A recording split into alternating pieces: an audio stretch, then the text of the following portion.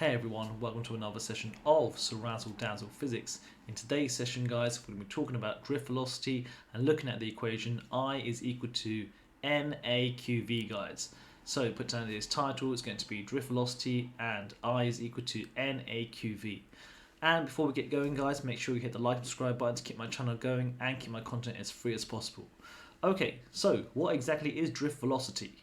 Okay, so drift velocity, you've probably never heard of this concept before, but let's just imagine the following scenario. So here, imagine this is a wire. Yes, so this is a wire. Hopefully you have an idea that, yes, wires look very small, but they can also be viewed as a cylinder. Okay, so here is our wire right now, and we're going to just label some parts of it. Let's call this part the cross-sectional area A. This is going to be the cross-sectional area A. And inside here, the wire, obviously there are some charge carriers, which are going to be electrons. Hopefully we can remember that in a conductor, yes, inside a wire, there are free electrons, and so let's label that then. So these are my free electrons over here. And obviously they're going to travel through my wire. So the electrons are going to try and make a journey all the way from one side all the way to the other. Okay, so you're probably wondering what the drift velocity is. The drift velocity is simply this. It is the velocity of these charge carriers as they move through a conductor. So let's put that down. And there you go. So it's the average velocity of the charge carriers within a conductor. So we know that there are electrons over here, and obviously these are the charge carriers because they're going to carry the charge as the current flows through the conductor, and it's the average velocity of all of them. Right, so obviously it's a velocity, so that's the main thing. We're going to denote it as lowercase v for now. Drift velocity, let's call it lowercase v. So we're going to get a formula for the drift velocity right now, and we're going to relate it to the current which is flowing through the conductor. So let's start off with the following. Let's say this is a conductor, and we're going to try and pass current through it. So we're trying to pass current through the conductor. So current's going to go, let's say it's going to go this way. So my current's going to flow through my conductor this way. Let's have a reminder. What exactly is current? Current is simply equal to the rate of flow of charge. The rate of flow of charge over here. Okay, right, now this is the rate of flow of charge. We've hopefully looked at this lower down the school. We can define it as I is equal to Q divided by T, where Q is the charge. Hopefully we can remember that Q is the charge here. Hopefully we can remember that the charge flowing at one point will be equal to the number of electrons times by the charge of each electron. Because let's just say right now I was to look at the current at this point here, just right now. Obviously, to work out the total charge flowing, it will be equal to the number of electrons times by the charge of each electron. So therefore, Q is equal to N times by E. And don't forget, N will be the number of electrons, and E is going to be the electron charge. So E is going to be the electron charge. And the electron charge, hopefully you can remember that it's going to be, that's a universal constant, 1.602 times by 10 to the minus 19 coulombs. That's going to be our electron charge here. If you're struggling with this and you've never seen this before, obviously watch my previous video in which we do Q is equal to N times E in a bit more detail. So you can look at that video in my playlist. Right, so now we're going to replace Q over here with that. So therefore, I'm going to change the color of my pen. So therefore equals... obviously, Q is now equal to NE, and we're going to divide it by T over here. I is equal to NE over T, where N is the number of electrons. Now we're going to introduce a new term which we've never come across. It's going to be called the charge carrier density. So the charge carrier density, we're going to denote it as lowercase n, yes, or the Greek symbol eta. So here's my symbol for it, and this is going to stand for the charge carrier density. Okay, the charge carrier density is simply the number of charge carriers that you have in a material per unit volume, because different materials will have a different value of the charge carrier density. So it's the number of charges per unit volume. So therefore we'll put that down. It will be equal to the number of charges per unit volume. There we go, I'll put it down. It's the number of charge carriers per unit volume. This symbol eta then, let's get a nice formula for it. So eta will be equal to capital N. Don't forget, capital N is the number of electrons, yeah, or the number of charges. We're going to divide that by the volume over here. So this is going to be our new formula here. So don't forget, guys, that capital N stands for the number of charge carriers, which is the same as the number of electrons, yes? And we're dividing it by the volume of this, the volume. Okay, now from here, everyone, I'm going to try and incorporate this into here. So look, I'm going to replace capital N with eta and V.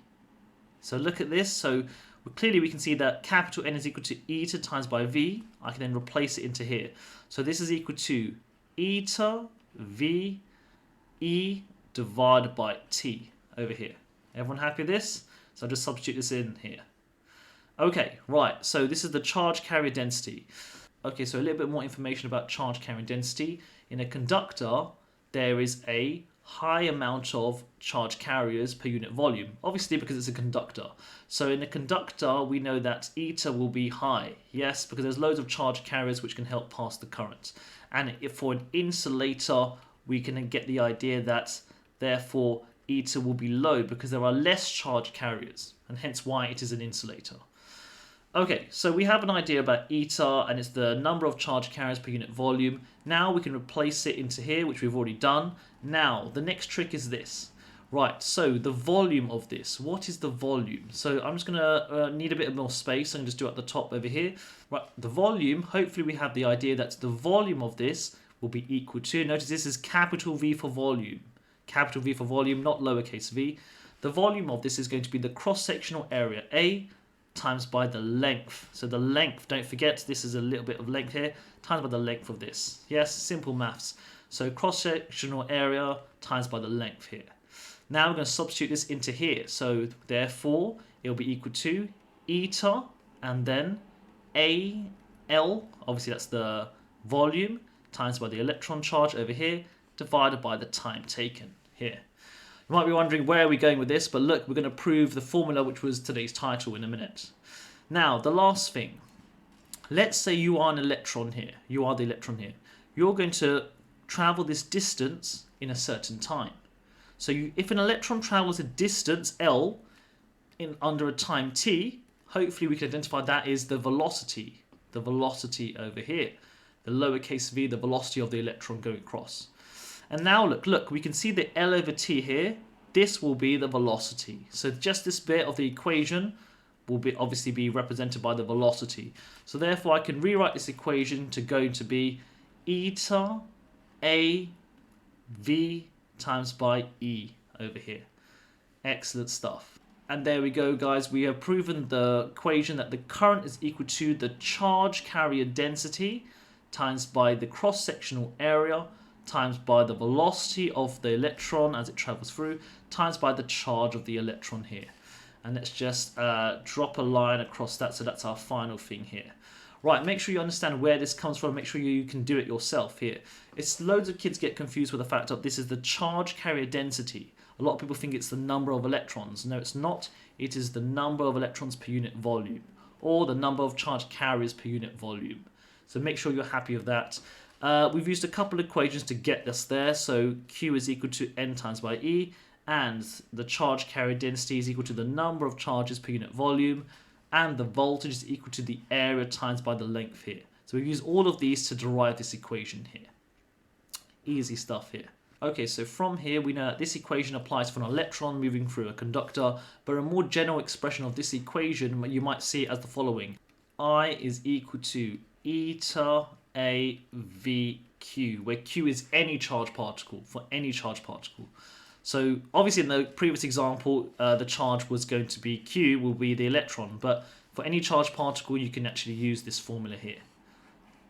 Fantastic stuff. Okay, so a couple of things to note is what are the units of eta? Don't forget, eta was going to be the charge carrier density, so it's the number of electrons per unit volume, and therefore the unit of the charge carrier density will be equal to, the units for this will be equal to, and I put it in brackets, is per meter cubed, everyone. Because obviously number has no unit, volume is meter cubed, so therefore the charge carrier density will be measured in m to the power minus 3 or per meter cubed. Okay, and just very quickly, guys, we're going to just talk about the units, guys. So current is going to be measured in amps. Yes, charge carrier density is per meter cubed to m minus 3. Yes, per meter cubed. The area is going to be meters squared. the charge is measured in coulombs, and velocity is going to be meters per second. And look, if you plug them all in, you'll obviously see all of it work out here, because we know that, let's go for plugging them all in. The amps in here, this is going to be per meter cubed, so this is 1 over m to the power of 3 per meter cubed. The cross-sectional area is going to be meters squared, and then the value of charge is going to be c, and value of the velocity is going to be meters per second. And then looking from here, look at the top line. So you've got meters squared times by meter, that makes it meter cubed. Divided by meter cubed, this cancels out, therefore leaving an amp, which is equal to 1 coulomb per second. And hopefully you remember that current in general is charge over time, and therefore 1 amp is actually, yes, you're right, 1 coulomb per second. So there you go, guys, it all works out over here. So those are the units of the formula.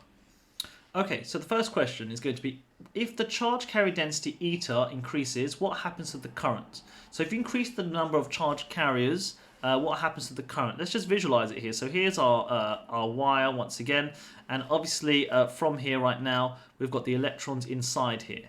Well, obviously, if you've got greater amount of charge carriers per unit volume, therefore the current can flow easily. So we know that as the charge carrier density increases, therefore the current increases, everyone.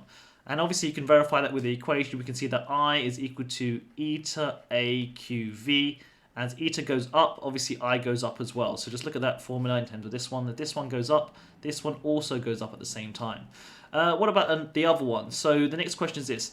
If the charge carrier density eta increases, what happens to the drift velocity? Well, this one's a bit strange, because loads of people think that, hang on a minute, if there's more charge carriers there, surely my velocity increases. But no, think about it in terms of the actual wire itself. Well, okay, right, so this one's a bit strange, but look, logically, if the greater amount of charge carriers are inside, what do you think will happen to the velocity of these electrons as they flow through it? Well, obviously, as the density increases of these charge carriers, it's actually harder for electrons to pass through. So actually, what happens is, as the charge carrier density increases, therefore, the velocity decreases. So the drift velocity will actually decrease here. So the drift velocity will actually decrease here. And obviously, you can verify it by noticing that eta is equal to I divided by AQV. And look, you can see that they are inversely proportional here.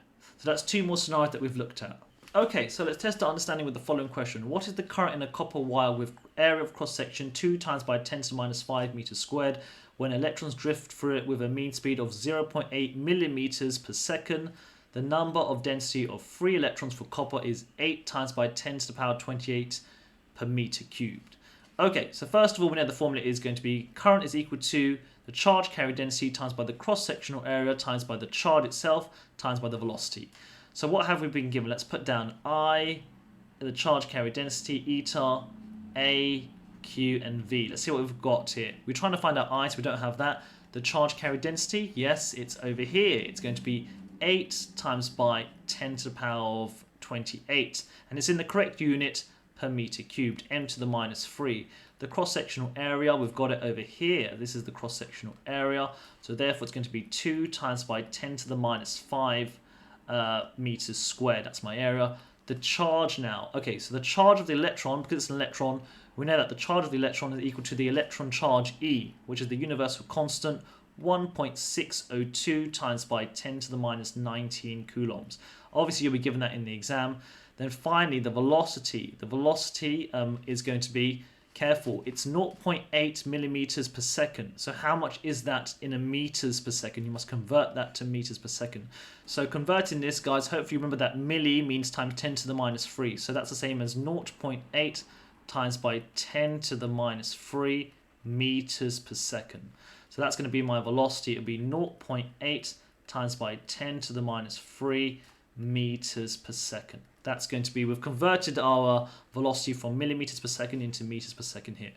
Now, we can now work out the current. So what is going to be the current? So I is therefore equal to, let's go, eta AQV. So therefore, plugging it in, it's going to be 8 times by 10 to the power 28 times by the area, 2 times by 10 to the minus 5. And then I'm just going to bracket all times by the charge of 1.6 times by 10 to the minus 19 coulombs times by the velocity, which we said is 0.8 times by 10 to the minus 3. I'm getting the value of the current to be, the current should end up being 204.8. Make sure you plug that in correctly yourself. Yes, so 8 times 10 to the power 28 times by 2 times 10 to the minus 5 times by 1.6 times by 10 to the minus 19 times by 0.8 times by 10 to the minus 3. Easy stuff. Okay, and that's it for another session of Ceerazzledazzle Physics. Make sure you hit the like, subscribe button to get my channel going, and good luck in your studies. Ciao, ciao, and goodbye.